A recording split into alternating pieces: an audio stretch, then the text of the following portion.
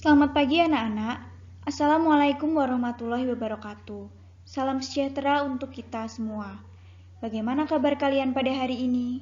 Ibu harap kalian dalam kondisi yang sehat, bahagia, dan kalian mampu mengikuti pembelajaran jarak jauh yang telah kita jalankan. Pada minggu yang lalu, kita sudah belajar mengenai pengertian ruang dan juga beberapa kondisi saling bergantung yang diperlukan untuk terjadinya interaksi keruangan. Ada 3, yaitu saling melengkapi atau complementarity, kesempatan antara atau intervening opportunity, dan juga keadaan yang dapat diserahkan atau diperpindahkan, yang disebut juga transferability atau disebut sebagai kemudahan transfer. Sedangkan pada hari ini, kita masuk pada materi berikutnya, yakni mengenai letak dan luas wilayah Indonesia. Apakah kalian sudah siap? Jika kalian sudah siap, silahkan buka di buku paket kalian mulai dari halaman 7. Kita mulai bersama-sama ya.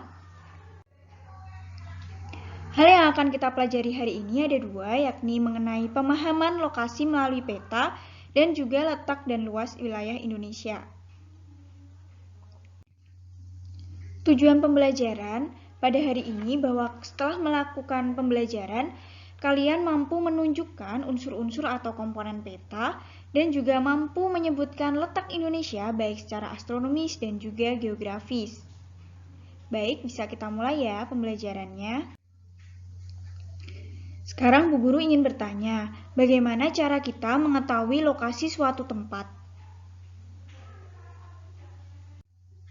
Caranya bisa dengan menggunakan peta.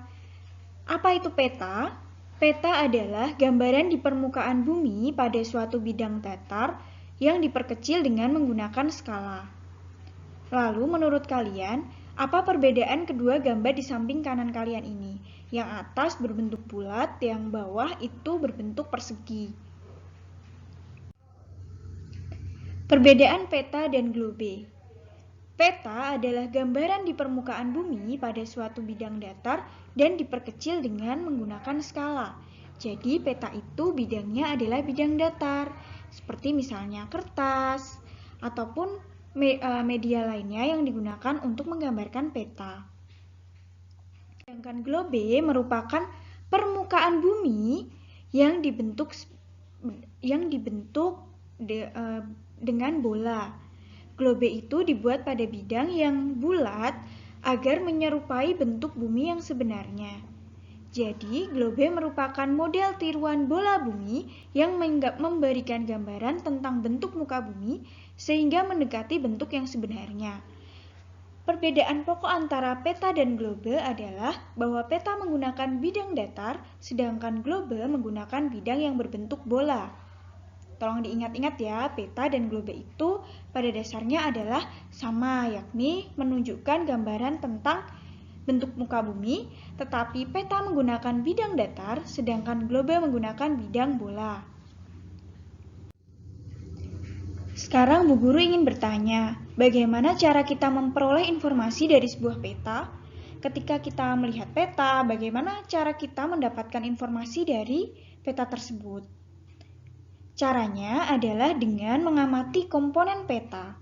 Apa saja sih komponen peta itu? Bisa kalian sebutkan atau kalian pelajari terlebih dahulu? Kita bahas sama-sama ya mengenai komponen peta. Komponen peta itu ada 8. Yang pertama adalah judul, yang kedua adalah skala, yang ketiga ada orientasi, yang keempat adalah simbol, kemudian ada garis koordinat, ada pula inset, legenda, dan yang terakhir adalah sumber peta. Kita bahas satu-satu mengenai ke-8 komponen peta berikut ini. Yang pertama adalah judul peta. Judul peta akan menunjukkan isi dari suatu peta. Seperti yang terlihat pada layar kalian, judul petanya adalah Peta Wilayah Kedaulatan dan Yurisdiksi Nasional Republik Indonesia. Dalam artian, peta ini adalah peta dari Indonesia. Kita lanjut ya. Selanjutnya adalah skala. Skala peta menunjukkan perbandingan antara jarak pada peta dengan jarak yang sebenarnya. Misalnya kita melihat peta Indonesia. Tentu saja di dalam peta Indonesia itu pulau-pulaunya sudah dibuat lebih kecil dan jaraknya sudah disesuaikan. Sangat berbeda dengan jarak yang sebenarnya, bahwa satu kota dengan kota yang lain itu sangat jauh. Bahkan, jarak antara satu desa dengan desa lainnya pun sangat besar. Skala ini dibagi menjadi dua, yakni skala angka dan skala garis. Untuk cara menghitung skala sendiri, nanti kita akan pelajari tersendiri ya. Kemudian yang ketiga adalah orientasi.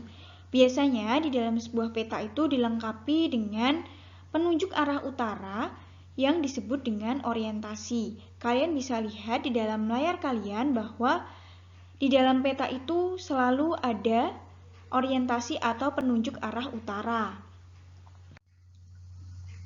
Yang keempat adalah simbol peta. Simbol merupakan tanda khusus yang ada pada peta dan akan mewakili objek yang dipetakan. Tujuan dari adanya simbol ini adalah untuk memudahkan pengguna peta atau pembaca peta dalam memahami dan membaca isi peta. Misalnya, kalian tentu tahu bagaimana sih simbol peta untuk rel kereta api pasti berbentuk memanjang dengan warna hitam dan putih berselang-seling. Kemudian untuk segitiga berwarna merah, itu untuk gunung berapi. Contoh lagi, segitiga berwarna hitam itu untuk gunung yang sudah tidak aktif. Setiap simbol peta memiliki arti atau objek yang diwakili masing-masing. Untuk lebih jelasnya, kalian bisa buka di buku paket kalian. Kita lanjut dulu. Kelima, garis koordinat. Garis koordinat ini merupakan garis khayal yang ada pada peta dalam bentuk garis lintang dan garis bujur. Ketika kalian membuka peta, biasanya di dalam peta itu ada garis-garis kotak yang relatif tipis. Nah, itu disebut dengan garis koordinat. Selanjutnya adalah inset. Inset merupakan peta kecil yang ada pada suatu peta yang menunjukkan lokasi di daerah yang dipetakan di antara lokasi yang lebih luas. Jadi inset ini adalah peta kecil yang biasanya diletakkan di pojok kanan bawah. Itu untuk memperjelas suatu wilayah yang ada dalam peta tersebut. Selanjutnya adalah legenda. Legenda itu merupakan keterangan semua objek yang ada atau muncul pada muka peta. Jadi legenda itu intinya adalah ringkasan dari simbol-simbol yang ada dalam suatu peta. Sumber peta. Ini yang terakhir, sumber peta itu menunjukkan orang atau lembaga yang membuat peta tersebut. Di dalam contoh ini, misalnya adalah smarttraveler.gov.au, itu adalah yang membuat peta ini. Bisa kalian pahami ya? Kedelapan komponen peta sudah kita bahas. Selanjutnya, kemudian kita lanjut pada letak Indonesia secara astronomis. Letak secara astronomis itu ditinjau dari adanya garis lintang dan garis bujur. Maka dari itu, letak Indonesia secara astronomis itu dinotasikan dengan angka. Letak Indonesia secara astronomis berada di 6 derajat lintang utara sampai dengan 11 derajat lintang selatan dan 95 derajat bujur timur sampai 141 bujur timur. Selanjutnya, kita akan mempelajari letak Indonesia secara geografis terletak di antara dua benua, yaitu benua Asia dan benua Australia. Selain itu, Indonesia juga terletak di antara dua samudra besar, yaitu Samudra Hindia dan Samudra Pasifik. Di layar kalian juga sudah ada 4 arah mata angin, yaitu utara, timur, selatan, dan barat. Mari kita lihat batas-batas wilayah Indonesia. Yang pertama adalah sebelah utara. Kalian bisa lihat di bagian atas atau di bagian utara. Indonesia itu berbatasan langsung dengan Malaysia, Singapura, Palau, Filipina, dan Laut Cina Selatan. Sedangkan di sebelah timur, Indonesia berbatasan dengan Papua Nugini dan Samudra Pasifik. Sebelah selatan, Indonesia berbatasan dengan Timor Leste, Australia, dan Samudra Hindia. Sedangkan di bagian barat, Indonesia berbatasan langsung dengan Samudra Hindia. Selanjutnya ada letak Indonesia secara geologis. Secara geologis, Indonesia terletak di antara 3 lempeng, yaitu lempeng Eurasia, lempeng Pasifik, dan lempeng Indo-Australia. Pertemuan ketiga lempeng besar ini menyebabkan Indonesia berada di jalur pertemuan, sehingga menyebabkan Indonesia memiliki banyak gunung api, baik gunung api yang aktif maupun yang gunung sudah tidak aktif. Jadi diingat-ingat, penyebab Indonesia memiliki banyak gunung api karena Indonesia berada di pertemuan antar 3 lempeng.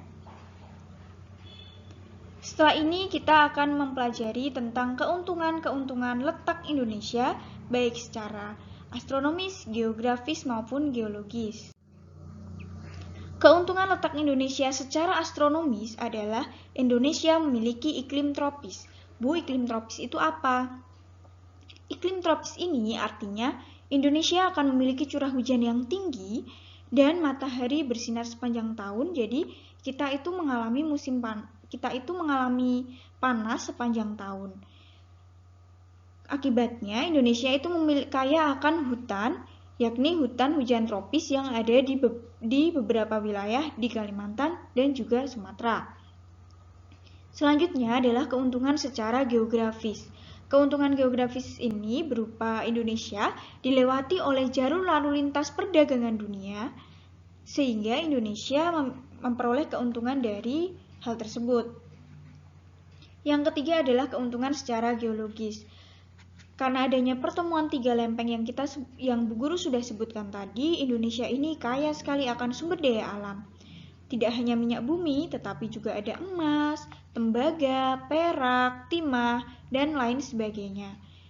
Ketiga hal tersebut merupakan keuntungan dari letak Indonesia, baik dari astronomis, geografis, maupun geologis.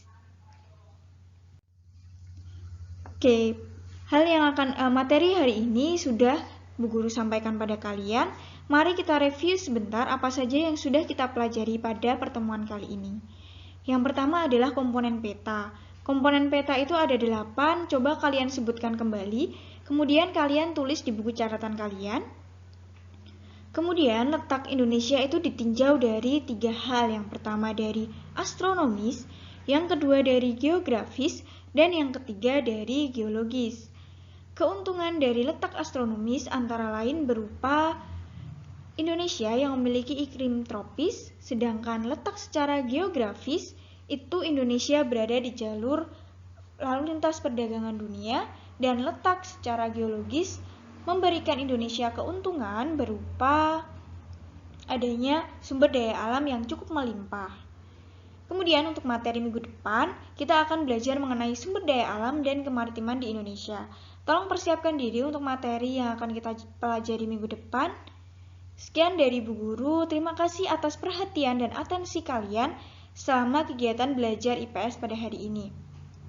Semoga sehat selalu, sampai jumpa. Wassalamualaikum warahmatullahi wabarakatuh.